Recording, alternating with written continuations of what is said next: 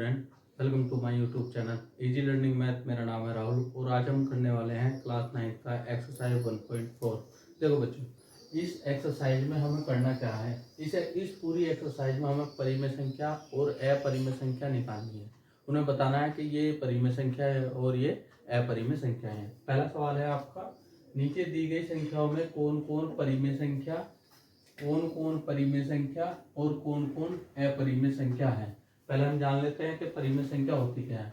देखो, परिमेय संख्या आपकी P अपॉन Q की फॉर्म में होगा, जहां P और Q आपके पूर्णांक होंगे और Q does not equal to 0, यानी कि 0 नीचे नहीं आएगा। तो ये सारी कैसी होंगी, परिमेय संख्या।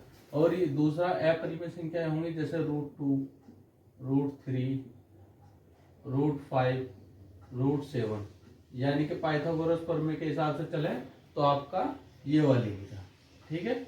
ये वाली भुजा अगर आपकी रूट में आती है, ये वाली कर्ण, यानी कि कर्ण अगर आपका रूट में आता है तो उसी संख्या को बोलते हैं आप अपरिमेय संख्या। तो पहला सवाल का पहला पार्ट है आपका 2 - √5। देखो, इसमें अगर परिमेय संख्या के साथ में अपरिमेय संख्या जोड़ दे या घटा दे, यानी कि परिमेय के साथ में यदि आप जोड़ दे या घटा दे अपरिमेय संख्या, तो आपकी क्या मिलती है, अपरिमेय संख्या मिलती है। तो पहले का आंसर होगा अपरिमेय संख्या।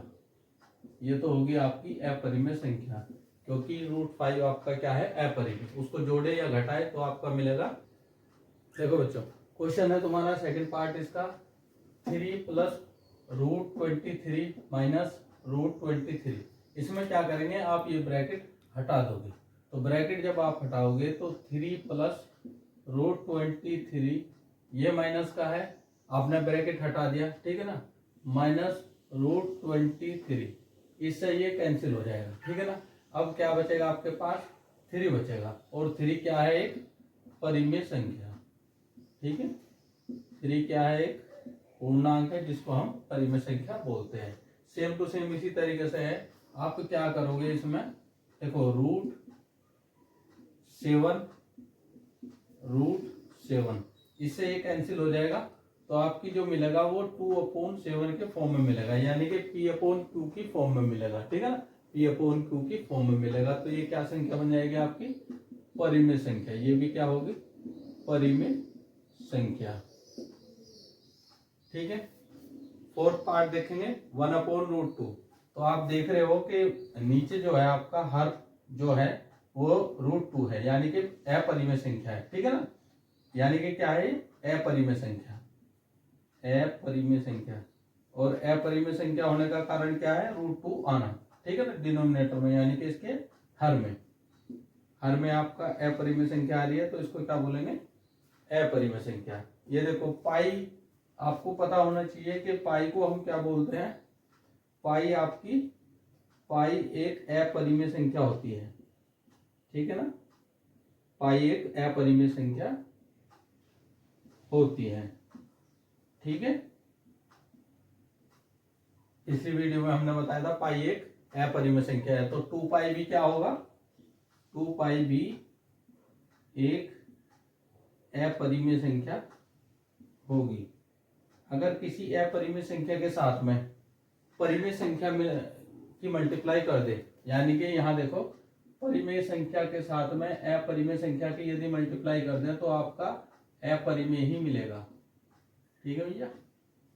अपरिमेय संख्या 2π भी एक अपरिमेय संख्या है, ठीक है। ये चीज समझ में आ गई। चलते हैं क्वेश्चन नंबर 2 की तरफ। देखो बच्चों, निम्नलिखित व्यंजकों में से प्रत्येक व्यंजक को सरल कीजिए या सरल कीजिए। ये संख्या नहीं है आपका, सरल नहीं, ठीक है ना। सोल्व करना है इसको। आप सोल्व कैसे करेंगे, आप इसमें दो व्यंजक दे रखे, देखो एक तो ये दे रखा है, एक ये दे रखा है, ठीक है ना। पहले तो ये ब्रैकेट के अंदर दे रखा है, ये भी ब्रैकेट के अंदर दे रखा है, इनके बीच में क्या हो रही, मल्टीप्लाई, ठीक है। तो हमें क्या करना है, इस पद की मल्टीप्लाई करनी। देखो, मल्टीप्लाई करने का तरीका क्या है, आप या तो इस तरीके से कर सकते हो, 3 प्लस रूट 3। इस तरीके से आप अंगगणितिकी करते हो, ठीक है ना। इस तरीके से भी कर सकते हो आप, या इसका दूसरा तरीका है, आप वो भी सेम बढ़िया तरीका है।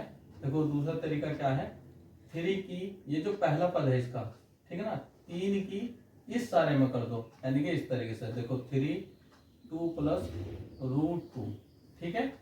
अब आपका रूट 3 आ गया, तो प्लस रूट 3 इस सारे में करना है, तो इसको हम ब्रैकेट में लिख लेते हैं, ठीक है, इस तरीके से।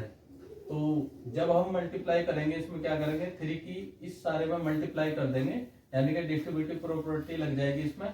3 मल्टीप्लाई 2 प्लस 3 इसके साथ में गया, फिर 3 इसके साथ में जाएगा, 3 multiply root 2, same to same इसी में ही करना, रूट 3 मल्टीप्लाई 2। तो 2 को हम पहले लिखेंगे परिमेय संख्या को, और root 3 plus root 3 multiply root 2, ठीक है। यहां तक समझ में आया। देखो 3 इंटू 2 हो गया आपका 6, और 3 रूट 2 हो गया आपका 3 रूट 2। देखो 2 root 3 plus root 3 multiply root 2, अपरिमेय संख्या का अपरिमेय संख्या में मल्टीप्लाई कर रहे हैं तो उसका मल्टीप्लाई हो जाता है, ठीक है। तो यहां लेंगे हम 3 मल्टीप्लाई 2, इसको अंदर ले लेंगे। देखो इस चीज को हम इस तरीके से लिख सकते हैं, तो 6 plus 3 root 2 plus 2 root 3 plus root 6। तो यही आपका क्या आया आंसर, ठीक है। सोल्व करके क्या आया इसका आंसर। देखो इसमें एक चीज आपको दिखाई दे रही होगी, जैसे ये 3 है, यहाँ भी 3 है, ये रूट 3 है, ये रूट 3 है, लेकिन ये क्या है, मान लो ये ए है, ये आपका बी है। तो अब आप देख रहे होंगे कि ये ए, ये माइनस और ये बी। अच्छा इसका एक फॉर्मूला है, फॉर्मूला क्या है आपका, ए स्क्वायर माइनस बी स्क्वायर, ठीक है, ये फॉर्मूला है। तो उसी तरीके से इसमें फॉर्मूला पुट कर देंगे हम अपना, कि ये ले लेंगे अपना 3 प्लस रूट 3 माइनस रूट 3। तो फॉर्मूले में पुट करेंगे ए स्क्वायर, ए आपका 3 है तो 3 का होल स्क्वायर, माइनस बी है आपका रूट 3, तो रूट 3 का होल स्क्वायर। तो अब देखेंगे 3 का मल्टीप्लाई कर देंगे 2 बार, और रूट 3 का भी मल्टीप्लाई कर देंगे 2 बार, ठीक है ना। स्क्वायर का मतलब यही तो होता है। तो 3 3 होता है 9, और यहाँ चीज एक चीज देखेंगे आप, रूट 3 मल्टीप्लाई रूट 3, यदि आप अपरिमेय को अपरिमेय से मल्टीप्लाई करते हो तो वो क्या आ जाता है, परिमेय संख्या में बदल जाता है, ठीक है ना। इसका मतलब आ जाएगा आपका 3। 9 में से 3 गया, कितना बचा 6। यही आपका आंसर है, ध्यान से उतारना, ठीक है। चलते हैं इसके नेक्स्ट पार्ट की तरफ। देखो बच्चों क्वेश्चन नंबर है दूसरे का आपका थर्ड पार्ट, इसमें लिखा हुआ है रूट 5 प्लस रूट 2 का होल स्क्वायर, यानी कि आप इसको ऐसे समझ लो a प्लस बी का होल स्क्वायर, ठीक है। ये फॉर्मूला आपको पता होना चाहिए। इसका मतलब होता है A square plus 2ab plus B square, ठीक है। इसी फॉर्मेट में आप इसको रख दोगे, रूट 5 प्लस रूट 2 बरा की पावर 2 इजिकल टू रूट 5, यानी कि रूट 5 ए की जगह है, ये बी की जगह है, तो इस फॉर्मूले में पुट कर देंगे आप रूट 5 का whole square plus 2 multiply A B, A है आपका रूट 5 मल्टीप्लाई बी है आपका root 2 plus B square, B है आपका रूट 2, तो रूट 2 का होल स्क्वायर। देखो या तो इसको यहीं से काट लो रूट को, ठीक है ना, या आप इसको ऐसे लिख लो, ठीक है ना। रूट 5 मल्टीप्लाई रूट 5 प्लस 2, इसकी अंदर मल्टीप्लाई हो जाएगी 5 मल्टीप्लाई 2, ठीक है, प्लस रूट 2 मल्टीप्लाई रूट 2। जब भी आप अपरिमेय संख्या की अपरिमेय संख्या में मल्टीप्लाई करोगे, ठीक है, तो उसके ऊपर से रूट हट जाता है, ठीक है। सेम अगर है, ये भी सेम अपरिमेय संख्या, ये भी सेम अपरिमेय संख्या, दोनों की मल्टीप्लाई करोगे तो रूट आपका हट जाएगा। ये हो जाएगा 5 प्लस 2 रूट 10 प्लस, ये भी देखो सेम है, तो यहां से ये रूट हट जाएगा, तो ये क्या बचेगा आपका 2, ठीक है। तो 2 और 5 आपका ऐड करके कितना आ जाएगा 7 + 2√10, यही आपका आंसर आएगा। अब आप करेंगे सेकंड पार्ट इसका, ये भी सेम टू सेम है। देखो a - b और a + b। देखो a यदि हम √5 मान ले, b अपना √2 मान ले, तो यहाँ भी देखेंगे a + b, ठीक है ना। सेम फॉर्मूला इससे पहले भी किया था हमने, a² - b², यानी कि इसको ऐसे लिखें √5 - √2 √5 + √2। देखो इस चीज को आप पहले लिख सकते हो, इसको बाद में लिख सकते हो, अकॉर्डिंग टू कम्यूटेटिव प्रॉपर्टी है, ठीक है। तो a आपका √5 है, तो √5 का होल स्क्वायर माइनस √2 का होल स्क्वायर, क्योंकि b², ठीक है। तो वही चीज करेंगे हम, √5 × √5 √2 × √2। यदि सेम अपरिमेय संख्या की मल्टीप्लाई कर रहे हो तो उससे रूट आपका हट जाएगा, 5 - 2, ठीक है। यहाँ से 5 में से 2 गए आपके 3, ठीक है। क्वेश्चन नंबर 3 की तरफ हम चलते हैं। देखो बच्चों, क्वेश्चन नंबर 3 है आपका। आपको याद होगा कि पाई को वृत्त की परिधि, ठीक है, मान लीजिए सी, उसने कह दिया कि मान लीजिए सी है, वृत्त की परिधि, वृत्त की परिधि आपको दिया है सी, और उसके व्यास मान लीजिए डी, वृत्त का व्यास आपको दिया है डी, ठीक है, के अनुपात से परिभाषित किया जाता है। यानी कि इसको ऐसे समझो आप, वृत्त की परिधि का फॉर्मूला होता है आपका, वृत्त की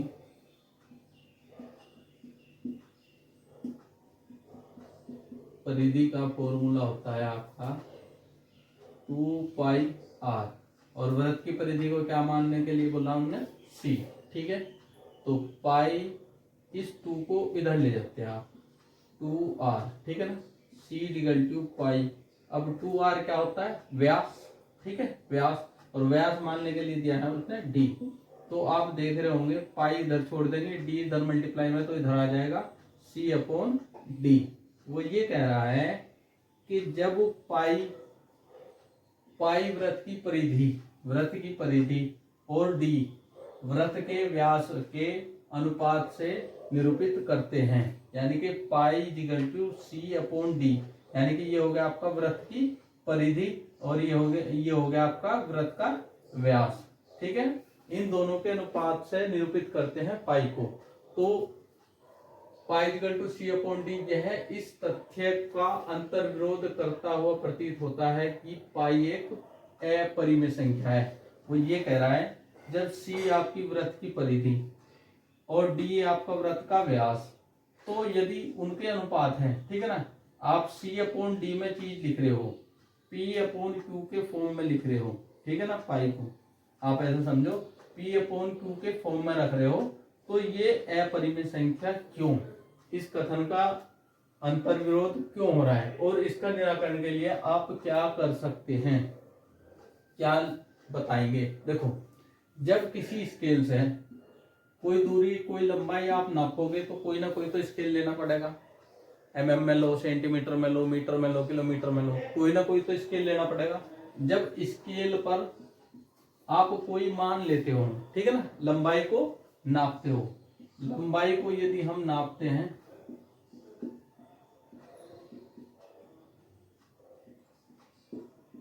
जो हमें दूरी प्राप्त होती है वो किस में लेते हैं, सन्निकट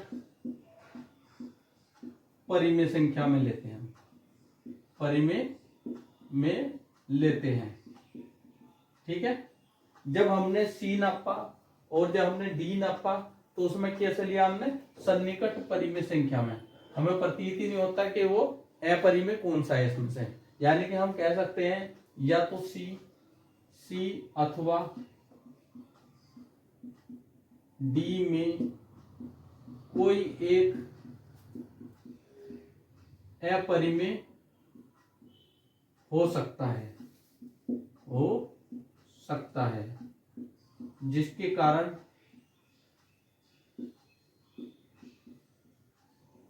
कारण पाई एक अपरिमेय संख्या है। दोबारा सुन लो, जब आप किसी स्केल से लंबाई की दूरी नापते हो तो दूरी में क्या पता प्राप्त होता है आपको, एक सन्निकट परिमेय संख्या मान लेते हैं हम, उसमें आभास ही नहीं होता हमें कि वह कहां पर अपरिमेय है, ठीक है ना, उसमें पता ही नहीं लगा पाते। तो या तो आपकी परिधि या आपका डायमीटर यानी कि व्यास, उन दोनों में से कोई एक चीज अपरिमेय संख्या होगी, जिसके कारण आपका पाई एक अपरिमेय संख्या है। ठीक है बच्चों, चलते हैं क्वेश्चन नंबर 4 की तरफ। देखो बच्चों, क्वेश्चन नंबर है 4, ये आपका परीक्षा की दृष्टि से बहुत ही अच्छा क्वेश्चन है। ठीक है ना, स्टार दे देते हैं इसको। संख्या रेखा पर रूट 9.3 को निरूपित कीजिए। यानी कि जो वास्तविक संख्या रेखा है उस पर आपको निरूपित करना है। ठीक है ना, सबसे पहले हमने पॉइंट लिख दिया, पॉइंट के हिसाब से चलेंगे जैसे भी लिखा हुआ है। रेखा ए बी, आप ये कोई ए बी है, ठीक है ना, रेखा जिसकी लंबाई ए से बिंदु बी तक 9.3 है। ठीक है ना, यहां से लेकर यहां तक। अब एक रेखा खींच ली, मतलब रूट में 9.3 थी, तो आप सबसे पहले 9.3 एक लंबाई की आपने दूरी की एक ए बी रेखा खींच लेते हैं हम। तो बिंदु बी से 1 सेंटीमीटर, कितनी, बिंदु बी से 1 सेंटीमीटर आप बिंदु सी तक एक दूरी और बढ़ा लेते हैं उसको। ठीक है ना, 1 सेंटीमीटर। बी से सी तक कितनी दूरी है, 1 सेंटीमीटर। ए से बी कितनी होगी, 9.3। अब ए से सी कितनी होगी, ये होगी आपकी 9.3 और ये होगी 1 सेंटीमीटर, यानी कि इन दोनों को मिला दे तो कितना हो गया, 10.3। ठीक है ना, अब क्या करोगे, ए और सी रेखा को लंब समद्विभाजक कर लेते हैं। रेखा ए सी को लंब समद्विभाजक कर लेते हैं। क्या करेंगे आप, एक दूरी ले लेते हैं। ठीक है ना, जैसे ये होता है ना आपका प्रकार में दूरी लेते हैं, प्रकार में दूरी लेके आधे से अधिक दूरी लेके, यानी कि ये आधा है तो आधे से अधिक दूरी लेके एक चाप यहाँ लगा देंगे, एक चाप यहाँ लगा देंगे, फिर इससे प्रकार में वही सेम टू सेम दूरी यहाँ और यहाँ कट जाएगा ये। तो इसको अब आप मिला देंगे। ठीक है, इसको अब आप मिला देंगे। ठीक है, ये आपने मिलाया,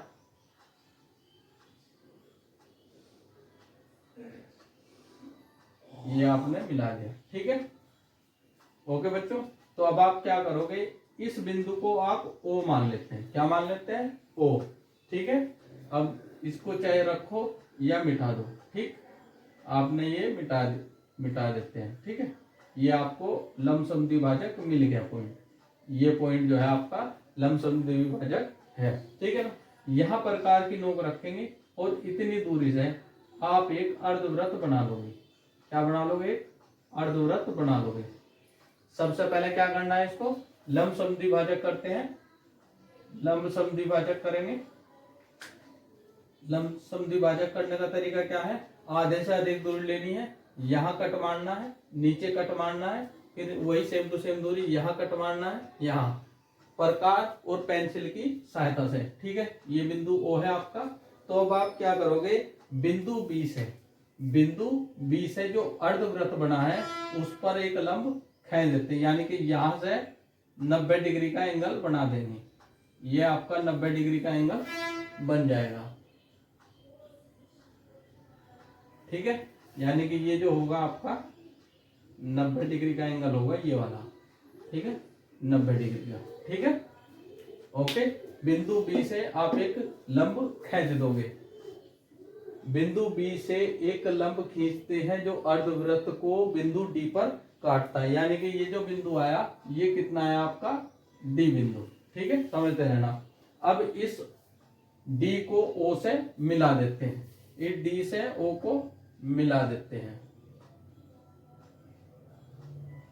क्या आपने मिला दिया। ठीक है, ये आपका मिल गया। अब ओ डी, या तो आप ये समझ लो, ये जो ओ डी था ये कितना हो गया, रूट 9.3। ठीक है, या आप क्या करोगे, ओ डी त्रिज्या की, ओ डी त्रिज्या से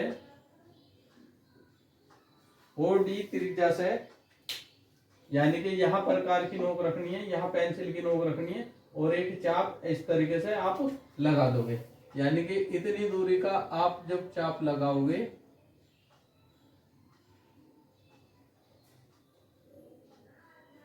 आपने जो चाप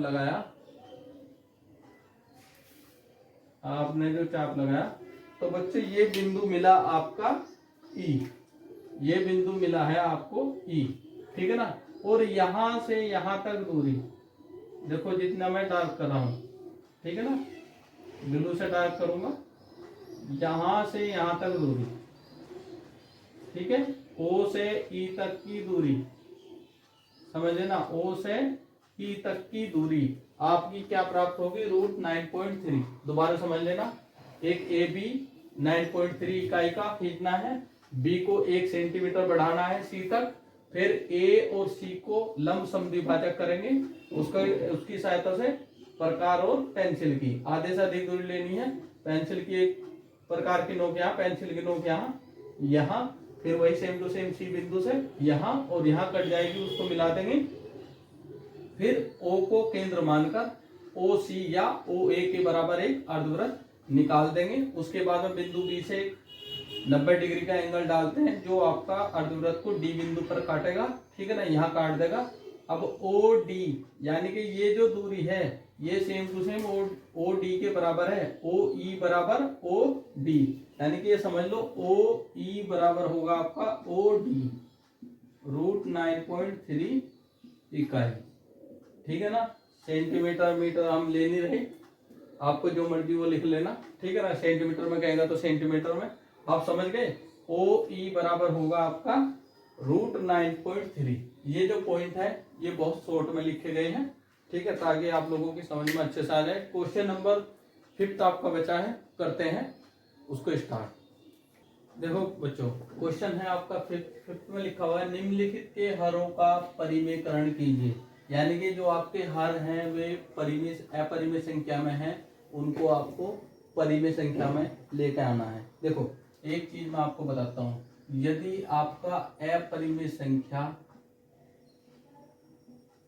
सिंगल में है, ठीक है ना, सिंगल पद में है, यानी कि एक पद में है परिमेय संख्या, तो आपको उसी समान परिमेय संख्या से मल्टीप्लाई कर दोगे, अपरिमेय संख्या से मल्टीप्लाई कर दोगे, ठीक है। तो आपका जो प्राप्त होगा परिमेय संख्या से प्राप्त होगी, ठीक है ना।